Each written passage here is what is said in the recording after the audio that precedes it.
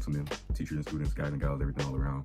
Today I'll be doing a crash course podcast style presentation about the ancient civilization known as Phoenicia, aka the precursor to Carthage. The reason why I chose this civilization is because I learned about it a while ago in global studies, and it sort of brought me into this whole space about how Greece came about, how Rome came about, how all these different city-states came about, and how it literally how everything that like we're living right now is like it's all connected to what they did back then, all those thousands and hundreds of years ago.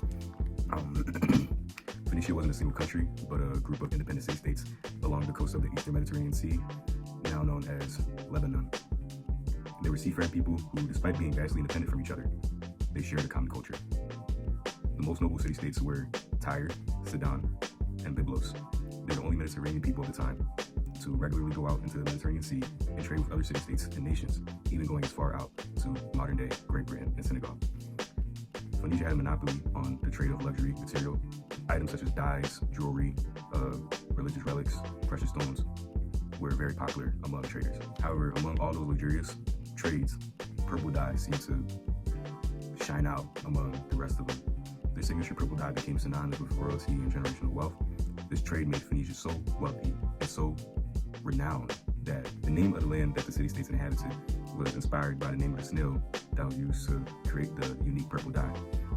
Each city-state had its own form of government. However, the most consistent variable in all of them was that they all ran on a monarchy, typically consisting of a king with significant influence from the families of wealthy traders, which is sort of similar to how we run things now.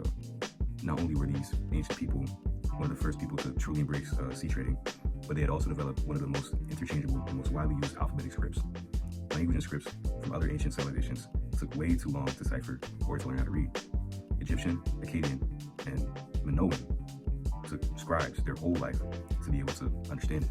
However, the Phoenician script was fairly easy to understand and took scribes, translators, a fraction of the time it took to learn. Even to this day, you can still find their letters and words in other languages such as Hebrew, Arabic, Greek, Latin, and English. Other than being a sea trader, there are many other different occupations to take on as a profession in the society, even as a woman. Phoenicians were the precursor to the people of Carthage who, through growing a relationship with the sea and sailing, were really famous for their shipbuilding and sailing, and I mean really, really famous. We still copy how they make ships to this day. Phoenicians were also known for their glass production.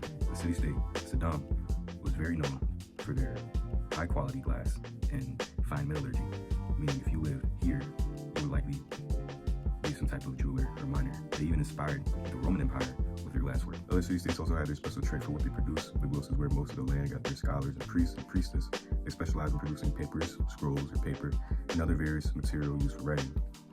Women here primarily worked as market overseers or grain masters, where they kept track of what was going in and out of the city-state or country.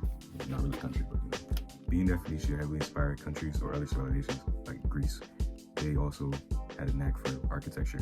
As a civilization, art wasn't their main focus. However, they still showed it in their society through their work, trades, and worship. They built temples as a means of worship to their god and large monuments of sacrifice. That being said, the main attraction were the defensive walls they built around their major city-states like Tyre and Sidon. With their easy-to-learn language, control over the coast, being the monopoly of all Mediterranean trade, being allied with other city-states, having an abundance of resources, and also their superior sailing ability, their rise to success as a civilization was a given. They had fully established and cemented themselves in the international world of trade, and their influence has spread to every coast in the Mediterranean Sea. However, its fall came when other neighboring nations wanted a piece of Phoenicia's power. Multiple other kingdoms began to slowly, but consistently, attempt to invade the major city-states. Eventually, even bigger nations would run over the weakened land. However, due to their influence, Phoenicia was still able to operate independently from the occupying nation. Unfortunately though, Phoenician culture eventually fizzled out, and so did their power. A massive, united kingdom whose power stretched all the way from North Africa to Lebanon, now bundled to a strip of land in the Middle East, due to its own people assimilating to other cultures and the nations around them.